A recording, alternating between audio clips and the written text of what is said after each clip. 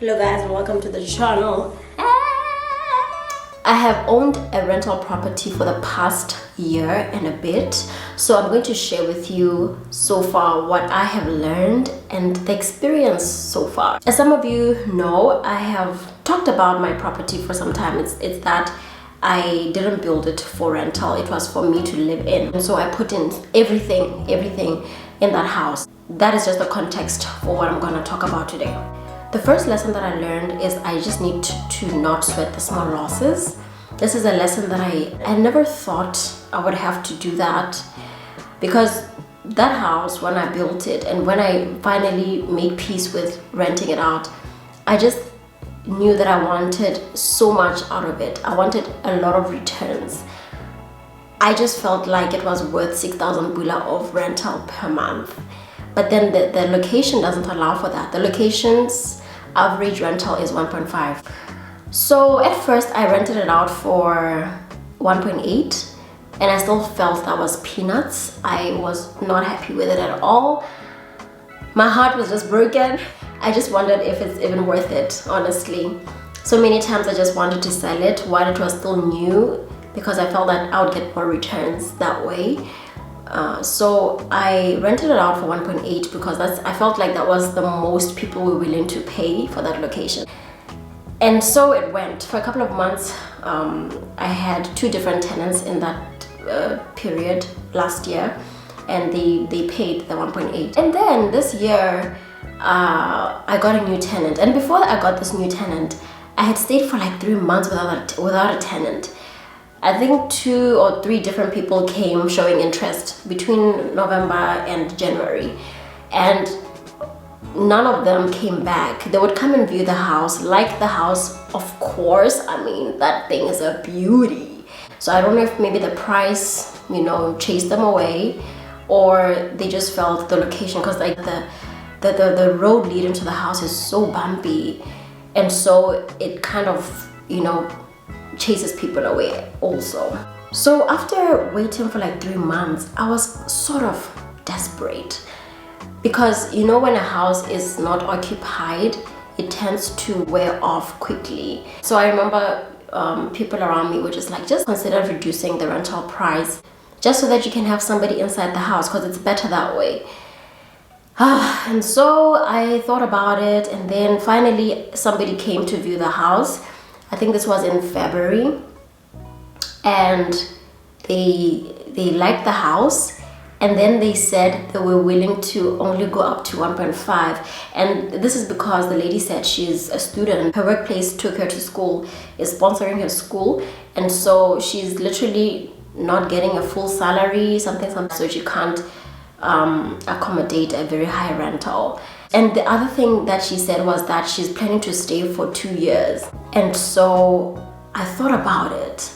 1.5 for 2 years. It's a lower rental price, but then it's a fixed contract. Like it's a steady income flow. I won't have to worry about this person getting in after 3 months, they're out, and then I have to spend to repair the house back to the original state. And I finally decided to let her have the house, and I'm pleased to say right now she is currently there, and it's just been smooth sailing, easy cruising ever since. So that was the thing that I learned. Just I shouldn't sweat the small losses. I should rather look at the bigger picture and look at the gains that I'll be getting, that they far exceed the losses that I'll be incurring.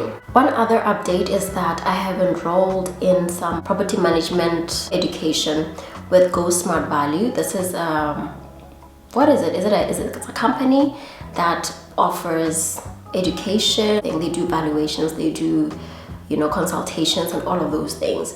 And I started in March and it's ending in November. I pay 175 bula per month for this. And the nice thing I like about this is that it puts you in the same room with people who are in the same space, who are doing the same thing. You get in the same room with like-minded people. And that is super cool, because your mind is opened up to so much that is going on out there. You realize that, hey, people know things. It's both challenging and admirable. And then the other thing that I like is that when you put yourself in spaces like these, you get to know things that you wouldn't get from a book. So invest in your education. That's one other thing that I can give to you. Like, just invest in your education and in the space that you're in, to inform yourself and to really make more informed decisions.